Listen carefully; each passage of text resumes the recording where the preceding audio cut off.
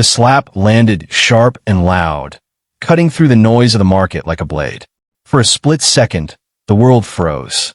A young woman stood at the center of the crowded village square, her palms still raised in the air, fingers trembling slightly from the force of what she had just done. Before her, an old woman staggered half a step to the side, the sound echoing across wooden stalls, hanging fabrics, and open baskets of grain. Gasps rippled outward. A calabash slipped from someone's hand and cracked open on the ground, but no one bent to pick it up. This was public. This was visible. And this was unforgivable. The young woman's name was Lena Hale, and she did not bow her head. She was dressed in clean, modern clothes that stood out sharply against the traditional fabrics around her. Her posture was straight, defiant, her chin lifted as if daring anyone to challenge her. She had not come to the village to be patient. She had come to settle a land dispute tied to her late mother's inheritance and leave as quickly as possible. To Lena, the market was just an obstacle, too loud, too slow, too rooted in rules she no longer respected. The old woman had been sitting where Lena wanted to stand. That was all it took. Move, Lena had said earlier, irritation already rising. The old woman hadn't answered. She had only looked up slowly, as if measuring time itself. Now, after the slap, something felt wrong. Not because the old woman cried, she didn't. Not because she fell, she didn't. She simply turned her face back toward Lena, touched her own cheek with 2 fingers, and looked at the young woman with a calm so deep it unsettled the crowd. It was the calm of someone who had been waiting. A low murmur spread.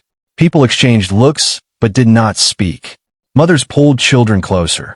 Traders stiffened, their eyes fixed on the old woman, not on Lena. At the edge of the square, an elder stepped forward, gripping a wooden staff carved with symbols so worn they looked ancient. He did not raise his voice. He did not shout. He only struck the staff once against the ground. Thud! The sound carried weight.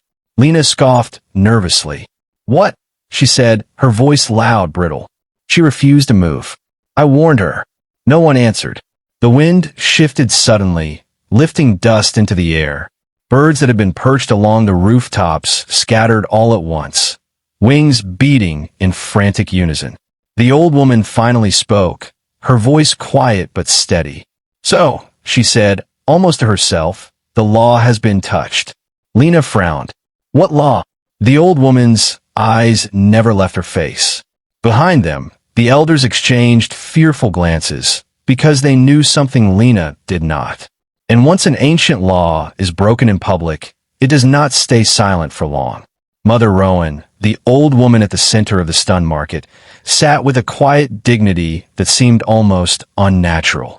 Her body was frail, bent like an ancient branch, but her eyes burned with a depth that made the young ones avert their gaze. She had lived longer than most remembered, and every wrinkle on her face told a story that only the village elders truly understood. She was not merely an elder. She was a keeper, chosen by fate and tradition to guard a law older than any ledger in the village, a law designed to prevent arrogance, violence, and the corruption that once nearly destroyed the community generations ago. The memory of that past disaster lingered like smoke. In her youth, a wealthy landowner had sought to claim the village lands by force, and greed had driven neighbors to betray one another.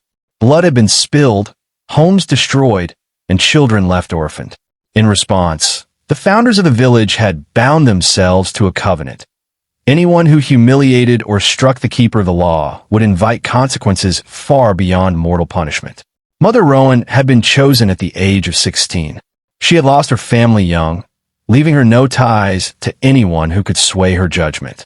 Her selection came not as an honor, but as a solitary duty, a lifelong vigil to observe, guide, and enforce the invisible laws that kept the village balanced. She had accepted quietly, knowing her role would never earn her applause or recognition. Now, decades later, Lena had broken that law without a single thought. The slap was not just a slap, it was a violation. The villagers felt it immediately. The sudden hush, the displaced birds, the way the market's chatter seemed to vanish into thin air. A small flashback flickered in Mother Rowan's mind, brief but vivid. a young girl learning the old stories from her own grandmother, listening carefully as the elders explained the covenants. The law does not punish out of cruelty, her grandmother had said. It awakens, it reminds, and sometimes it teaches through fear. The elders in the square shifted uneasily, sensing the tension that Lena could not yet perceive. They had seen this before, though it had been decades. A young, reckless soul daring to defy tradition, unaware of what she had touched.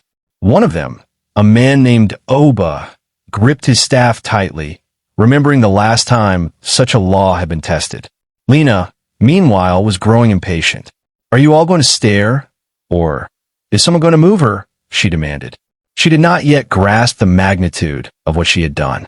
Her mind raced with practicality. The old woman was in her way. She had delayed her plans, and she was tired of waiting.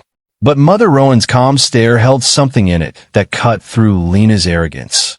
A warning without a word, a history without a story, a power without display. The young woman's ignorance was her shield for now. And yet, in the heart of the market, the air itself seemed to pulse with anticipation, as though the village remembered every transgression, every warning, and every act of defiance that had come before. The first whisper ran through the crowd. "She has broken the law." And with that, the weight of centuries began to descend on Lena, though she did not yet know it.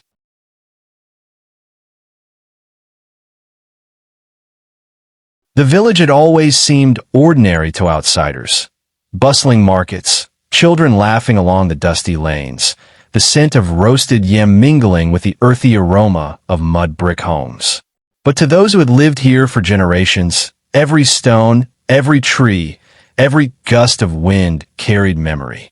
The law Mother Rowan protected was not written in books. It was older than memory, older than lineage. It had been forged in a time of desperation, when greed had nearly torn the village apart. Generations ago, a tyrant had tried to seize all land, and neighbors, blinded by wealth, had turned on one another.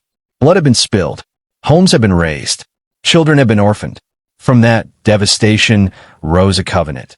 The keeper would be chosen in every generation to guard the balance, unseen yet omnipresent. The keeper's authority was absolute, not by force, but by the weight of history itself. To strike or humiliate the keeper was to strike at the village's soul. And the punishment? Subtle, inevitable, and often invisible at first. Mother Rowan had been selected as a young girl.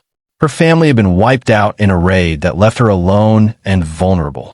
She was trained in silence, taught to watch, to understand, to endure. Her only weapons were patience, presence, and the respect she commanded without ever raising her voice. Every child in the village learned the stories of her vigilance, but few truly understood the depth of her role. Now, Lena Hale had walked into the square, loud, impatient, and unthinking. Her slap was a shock, the sound of defiance echoing across decades. It was more than a physical strike. It was a disturbance in the balance. The villagers felt it instinctively. The wind faltered. Birds scattered. A low hum ran through the air, barely perceptible, but enough to unsettle anyone attuned to the village's rhythms. Oba, one of the elder witnesses, pressed his palm against his chest and muttered under his breath. He had trained under Mother Rowan herself decades ago. "It begins again," he whispered. "The one who touches her will see what the law demands." Lena did not notice. Her eyes darted toward the stalls, thinking of the transaction she wanted to finalize. She didn't see the way the ground seemed to tremble beneath her, subtle but unmistakable. She didn't hear the faint whisper in the wind that sounded almost like a warning. Respect the keeper or feel the debt. A flashback flickered briefly in Mother Rowan's mind. A young girl, her own reflection in a river, being instructed by her grandmother. "The law is not vengeance," the voice said. "It is memory, it is judgment, and sometimes it awakens what is hidden. One day someone will test it. One day someone will forget." The crowd in the square was silent now, their shock giving way to unease. Even the children, normally fearless, kept their distance. Lena noticed the stillness and furrowed her brow. Why are they staring at her like that? But the truth was, the law was already moving. It did not need to strike immediately. Its effect was subtle. The market felt heavier, the air tighter, the sun warmer, yet harsher. Lena could sense something shifting, though she didn't understand what. Mother Rowan's lips curved faintly, almost imperceptibly. She had seen this many times before, yet each transgression felt personal. Each defiance, though predictable, demanded acknowledgement. And now, Lena had stepped into a story older than herself. A story whose ending she could not yet imagine. That night, Lena could not sleep. The events of the market replayed endlessly in her mind. The slap, the silence, the calm stare of Mother Rowan. At first, she blamed herself only for losing her temper, but the unease she felt was deeper than guilt. It was something she could not name. The village outside her small room was quiet, yet every sound seemed amplified. The rustle of leaves, the distant bark of a dog, the whisper of wind through the cracked windows. Lena shivered. She tried to speak, to reassure herself aloud that she had done nothing truly wrong, that it had been just a slap. But when she opened her mouth, no sound came. Panic rose. She tried again. Still nothing. Her reflection in the mirror startled her. Pale, eyes wide, lips trembling. It was as if her voice had been taken, borrowed by some unseen force. The world seemed sharper, colder, heavier. Every corner of the room pressing in. Outside, the market stalls stood silent in her mind. She could see the elders' faces, pale and tense, as though they had felt what she could not. She remembered Oba's staff striking the ground, a sound that now seemed like a warning. She remembered the birds scattering, the wind reversing direction. And most of all, she remembered Mother Rowan's calm, knowing stare, the eyes that had held centuries of wisdom. Flashbacks came unbidden. She saw herself as a little girl in the city, refusing to bow to her teachers, mocking authority. She remembered the way she had ignored small warnings, the trader who tried to advise patience, the grandmother who had tried to teach respect. Lena's arrogance, she realized, had been a thread running through her life, unnoticed but persistent. By dawn, Lena's voice had not returned. She rose from bed, trembling, and made her way to the market. The villagers were already gathered, the same way they had been when she had slapped Mother Rowan. But now, the air felt heavier, as if every step she took pressed against centuries of expectation. Mother Rowan sat at her usual spot, head slightly bowed, hands folded in her lap. Her eyes lifted when Lena approached, calm but piercing. "You do not understand yet," she said quietly, voice carrying across the square despite its softness. "You have disturbed the balance. The law has remembered, and the law always asks for acknowledgement." Lena's chest tightened. The realization struck her fully. This was no superstition. This was real, and it was waiting. Oba stepped closer, staff in hand, and whispered to Lena in a low voice, almost reverent. "The keeper does not seek vengeance, but she awakens what is forgotten. You must answer for what you have done." The villagers watched, silent but tense, their eyes on Lena. Some held their children, some crossed themselves, others looked away in fear.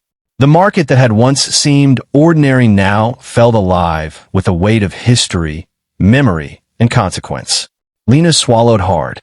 Every instinct told her to run, to escape the scrutiny, the judgment, the weight of centuries pressing down. But something stronger rooted her to the spot, the faint but undeniable sense that she had stepped into a story far greater than herself. And in that moment, she understood the first truth of the law. It did not punish for cruelty. It punished for forgetting the past, ignoring wisdom, and failing to recognize what is sacred. The villagers could see the color drain from her face. Even the wind seemed to hesitate, as if holding its breath, waiting for what would happen next. The square was silent, but the tension pressed down like a storm. Lena stood in the center, her legs trembling beneath her, the weight of every eye in the village upon her. She had never felt so exposed, not physically, not emotionally. Mother Rowan rose slowly, leaning on her staff, her eyes scanning Lena as if reading her every thought. "You have broken the law," she said calmly, voice clear enough for the market to hear. "And the law requires acknowledgement. There's a choice, child." The villagers instinctively parted, forming a wide circle. Mothers pulled children closer, traders paused mid-arrangement, and the elders shifted their staves to the ground. No one dared speak. All waited. Lena swallowed hard. She could feel the centuries of tradition pressing against her modern, city-raised self. The law had no words in her world. It had no loopholes, no appeals. It simply existed, and she had broken it. Mother Rowan's voice softened. "You may walk away and remain marked, voiceless, burdened by what you have disturbed." Or, she paused, letting the weight of that, or hang in the air. "You may kneel publicly, admit your fault without excuse, and dedicate yourself to humility for 1 full year." Lena's mind spun. Kneel? Publicly? Serve? She had never submitted, never yielded, never humbled herself. Her life had been built on independence, on swift action, on proving she was right. But the air in the square felt different now. Heavier, charged, expectant. The wind carried a whisper she could not understand but felt in her bones. The memory of the slap returned, sharper than before. The faint tremor of the villagers' fear, the scattering birds, the sudden hush, all converged into a truth she could no longer ignore. This was not a test of strength. It was a test of conscience. A flashback rose in her mind. Her grandmother in the city, teaching her to respect elders, to listen before speaking, to understand that some things were bigger than herself. Lena had laughed at those lessons then. Now, she realized how deep the consequences could run. Her chest tightened. Lena's pride waged war with reason. She could flee. She had resources, youth, and speed. But the memory of Mother Rowan's eyes, calm and knowing, rooted her. There was no escaping. The crowd held its breath as she sank to her knees, hands folding instinctively in front of her. "I was wrong," she whispered, barely audible. "I acted out of anger and ignorance. I asked forgiveness." The air shifted. A breeze stirred, dust swirling around her like a soft halo. Mother Rowan nodded slightly, the faintest smile curving her lips. The elders relaxed, tension releasing like water from a dam. The market returned to its rhythm, but subtly, the village felt lighter, as if a weight had lifted. Lena's voice returned fully after a few moments, trembling but clear. She could speak again, not with arrogance, but with acknowledgement. The first lesson had been learned. Humility heals. Pride destroys. From the crowd, murmurs spread. Some offered cautious respect, others whispered about the law's power. Lena felt a strange mix of relief, fear, and reverence. She had stepped into a story older than herself, and she had survived, not by force, but by accepting responsibility. Mother Rowan returned to her seat, staff in hand, eyes still gentle but commanding. Lena remained kneeling a moment longer, sensing the weight of centuries around her and the unbroken chain of law she had touched and respected. The choice had been made. Redemption was possible, but the village and the law had reminded her. Every action has a cost, every arrogance a lesson, and some traditions carry power older than memory itself. The sun had begun its descent, painting the village square in golden hues, as if the day itself were acknowledging Lena's transformation. She rose slowly from her knees, her body stiff but her spirit lighter. The whispers of the villagers followed her, not with judgment, but with cautious awe. Mother Rowan sat at her usual spot, the staff resting across her lap, eyes soft yet sharp.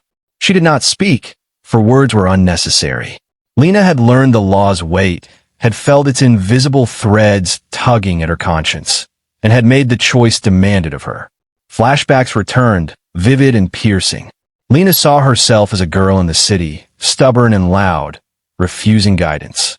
She remembered the times she ignored warnings from elders, mocked rules, and brushed off lessons that seemed small then, but had roots deeper than she understood. And she remembered the subtle cues in the market, the dogs refusing to pass, the elders' beads gleaming brighter than usual, the calm stare of Mother Rowan that had felt heavier than the world. Now all those fragments coalesced into understanding. The ancient law did not exist to punish blindly. It existed to teach, to awaken, and to preserve. It was not about fear or vengeance, but about respect for the living memory of a village, the delicate balance that generations had fought to protect. The villagers began to breathe again. Traders returned to their stalls. Children tentatively stepped forward, and even the wind seemed to resume its natural rhythm. Lena felt their eyes on her, some skeptical, some admiring, but all aware that they had witnessed something extraordinary.